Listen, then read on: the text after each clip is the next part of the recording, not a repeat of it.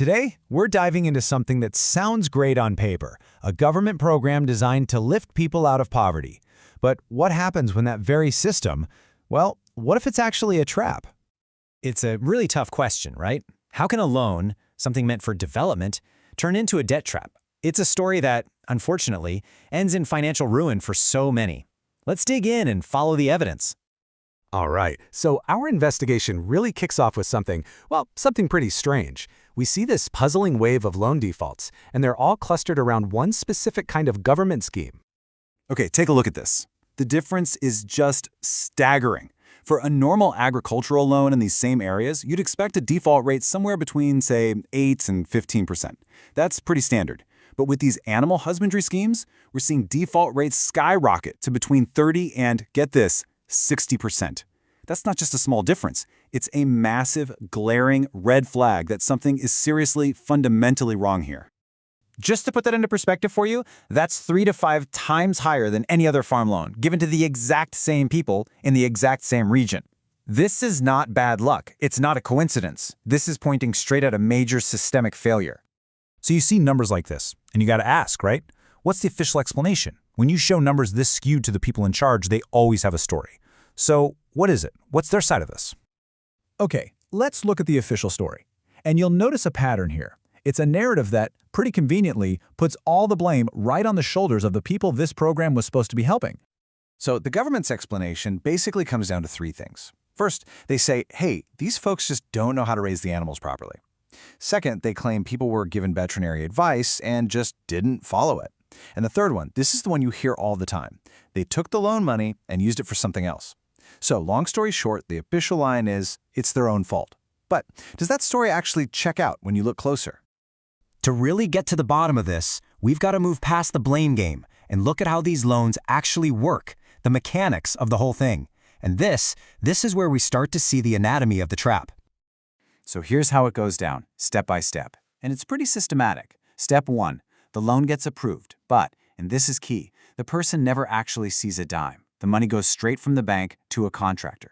Step 2, almost right away, within 30 to 60 days, they have to start making payments. Think about that. That's often weeks before any animals even show up, let alone start producing any income. Then comes step 3. The animals they were promised, they get sick, they die, or sometimes they just never get delivered at all.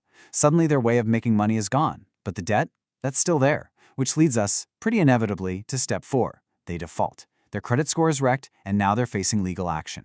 All for a loan they never physically touched. All right, so now we know how the trap works. Let's go back to that official story and put it to the test. We're going to take what the government claims and hold it up right next to the evidence from their own records and their own guidelines. Okay, claim number 1. The beneficiaries just don't have the proper knowledge. But the evidence? It tells a completely different story.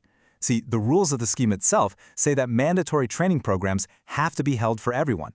But what did investigators find? A lot of the time, these training sessions, they just never happened. So how can you blame someone for not knowing something you were supposed to teach them but never did?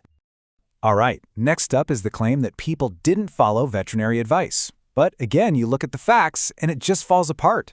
The program requires regular vet visits and follow-up support. That's part of the deal, to keep the animals healthy. The reality, though, that support system was often nowhere to be found. I mean, it's kind of hard to follow advice when there's no one there to give it to you in the first place. And this is the real kicker. The accusation that people misuse the loan money. I mean, think about it. How could they possibly misuse money they never, ever received? Bank records are crystal clear. The funds were transferred directly from the bank to the contractors. The beneficiary had absolutely zero control over the cash. This one fact, right here, just completely dismantles their entire story. So the official story is in pieces. The evidence just doesn't back it up. So what are we actually looking at here? It's time for the final verdict, and it really changes how you see this whole thing. Look, what we're seeing here isn't a story about people failing to repay a loan. It's not a loan failure at all. It's a transaction of debt. It's a system designed to put a debt onto someone's name, but without ever giving them the tools, the assets, or the support they need to have any chance of succeeding. And this brings us to a really powerful conclusion from the source material we're looking at today. Here's the quote. When the government forces a loan onto a poor farmer, delivers defective assets, and then aggressively recovers the debt, that's not lending. That's legalized extortion. And that leaves us with one final, and I think pretty unavoidable question. After seeing all this, the way the system works, the evidence that contradicts the official story, the devastating outcome, why on earth do we call this development instead of what it really looks like, debt bondage?